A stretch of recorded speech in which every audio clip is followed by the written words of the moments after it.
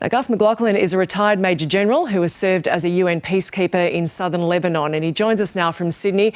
Gus, thank you for your time. Now, firstly, we hear of sorties, limited ground invasion, potential ground invasion. Can you shed more light for us as to where this is at and where it could lead? Good morning, Gemma. Look, I think it's almost certain this is going to lead to a broader conventional land invasion of Lebanon by Israel. You don't assemble tanks, artillery and infantry on the northern border of your country without an expectation that they will be used. I think the phase that we are seeing now is a detailed reconnaissance phase, probably the insertion of special forces. The area will be buzzing with the sound of drones, probably being used by both sides to further reconnoitre the areas in front of the invasion routes. We should remember that this ground is not unfamiliar to the Israelis. In 2006, they invaded into the same space, and in fact, going back to the 80s, there's been a number of Israeli incursions, and frankly, they've aimed to do almost exactly the same as their stated aim this time, which is to push rockets that can be fired into northern Israel further to the north, and they usually work on the boundary of the Litani River, a prominent feature about 40 kilometres north of the Israeli border. So we know that Israel has the intelligence assessments as to where these rockets we've been seeing are being fired from. They're looking at the tunnel network where weapons are potentially being stored.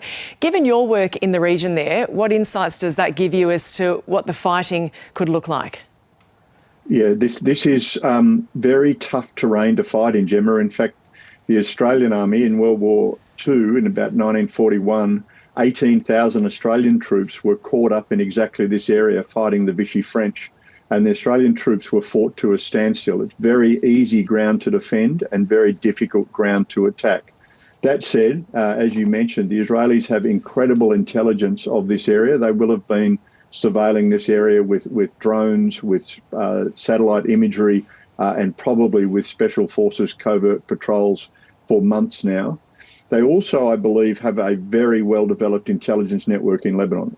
Clearly, they were caught out drastically in Gaza with the October 7 attacks, but it's pretty clear that their emphasis has been on understanding the layout of Hezbollah defences, where these tunnels are, and potentially where these rockets and these caches of rockets are stored. But that still doesn't make it easy. The Hezbollah defender, and in military terms, we often say that one defender should be able to stop between 3 and 5 attackers. When you're on the offence, you try and generate an advantage of 5 to 1. So one Hezbollah defender arguably can stop 3 to 5 Israeli attackers, and we think there are up to 80,000 Hezbollah defenders spread across southern Lebanon and probably up into the Bekaa Valley. Well, that goes to my next question. Who would have the upper hand and in what capacities or settings? Well, Gemma, I think that attacks on the Hezbollah command and control network will have worked. And I have no doubt all of those officials have been replaced, but it is not the same developing a level of cohesion quickly after a decapitation like this. So I've frankly never seen anything of this sophistication and scale before. So Hezbollah will have a basic fundamental defensive plan, but coordinating that plan with your second 11 leaders will be difficult. Having said that, the defender has a particular advantage. And when you look at this terrain, we see narrow ravines that head up onto high ground on the Lebanese side of the border. Ravines in which ambushes can hide, the tunnels that will have been tunnelled into the hillside, but also under the walls of buildings. There will be sniper holes, there will be mines, there will be drones and robotic devices, all ambushing the Israelis as they come in. So it won't be, in my opinion, a sort of a lightning strike, and this is the way the Israelis have liked to operate in the past, and they've been very successful at that.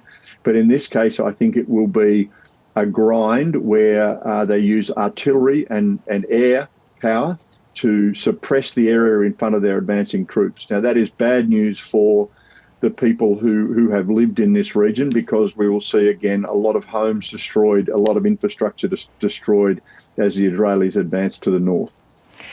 Gus, why did the Lebanese army withdraw to the north? I think it was a really telling move, Gemma, and I think that's a signal from the government of Lebanon, noting that Hezbollah are influential in the government but are not the formal government of Lebanon. Lebanon is sadly a fractured state, largely fractured along religious and cultural lines.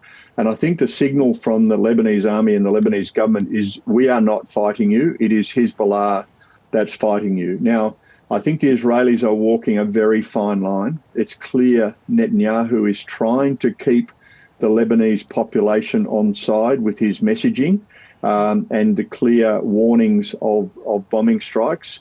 The bombings so far have been heavily weighted towards Hezbollah areas of the country. That is the area south of the Litani River, the southern suburbs of Beirut, and the Bekaa Valley east on the eastern side of the country, where weapons come in from Syria.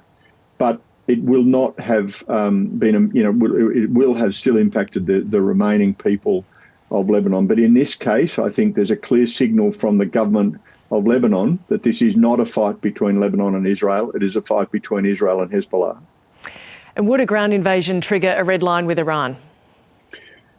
That is the $64,000 question. Iran is clearly the main peer threat to Israel.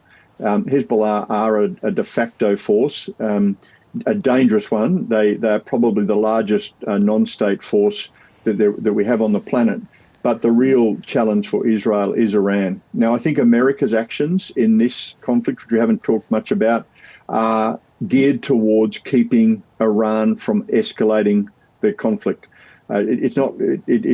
People sometimes wonder why these conflicts in the Middle East impact us. Well, in this case, the Navy element, which is based around an aircraft carrier strike group that was in the Pacific, has been moved into the Middle East region with a clear signal to Iran that if it strikes Israel or joins on any scale, then the US will respond as part of that deterrence. And interestingly, that opportunity to exercise that vacuum in our region has been taken up by China, who've now put all three of their aircraft carriers to sea. So we are really seeing the major state-on-state manoeuvre looking to pressure America and its allies. This is big S strategy that we're seeing. Retired Major General Gus McLaughlin, always good to have you on. Thank you. Thank you, Gemma.